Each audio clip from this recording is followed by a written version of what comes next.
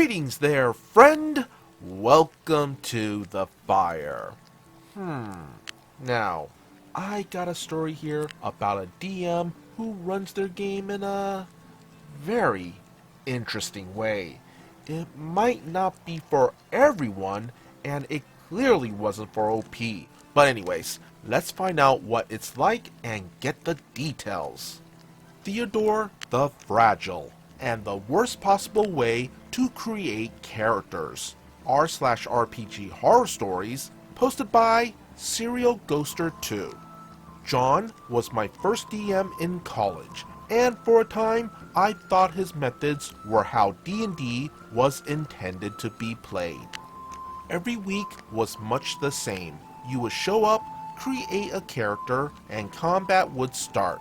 He had the characters in a square, flat room, and enemies would appear. Roleplay was pretty much non-existent. If you won, you would add XP to your character, get a rest, and harder enemies would appear. Rinse and repeat. This wouldn't have been so bad if not for the way he insisted on rolling up characters. First, the player had to choose his race and class. Then, and only then, could he start rolling stats, and they had to be 3d6, no rerolls, in order. So the first roll was always strength, the second always constitution, and so on.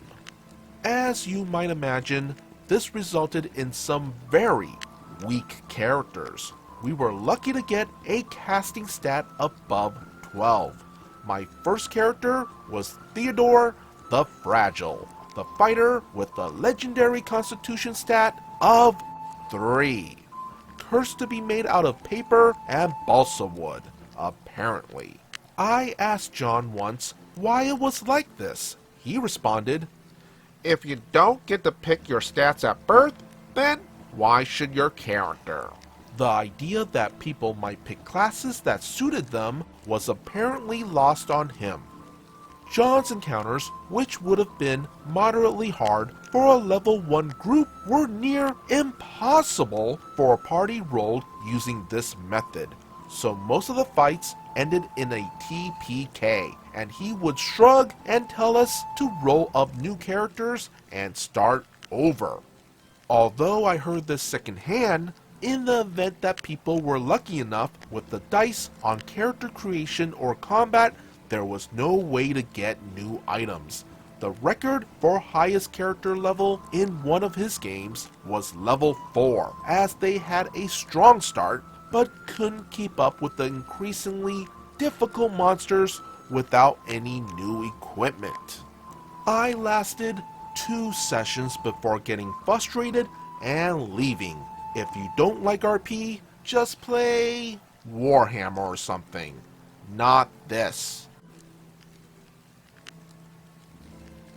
Now, there's a lot of different ways to play TTRPG games like D&D. Some groups like more role-play heavy games, while others are in it for the combat. While I would like to say there's no real wrong way to play, if the majority of the group aren't having fun, then something's off. Now, most of the group here, they might be perfectly fine with how the DM is running their game, and if they're having a good time with it, more power to them. But at the very least, OP wasn't having it, and I think they did the right thing by leaving, and hopefully finds a new game that's more suited to their style. For me personally, I would have done the same exact thing.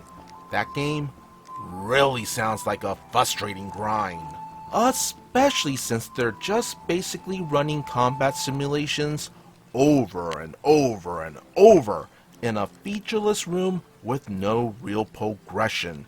Heck, the whole character creation process here was definitely a brutal throwback to the early days of D&D.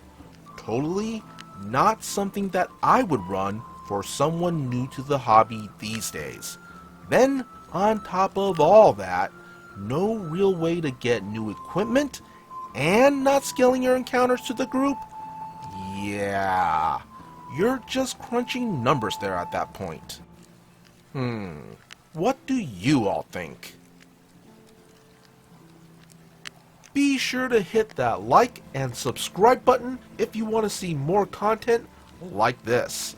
And would you kindly follow the socials posted in the description below.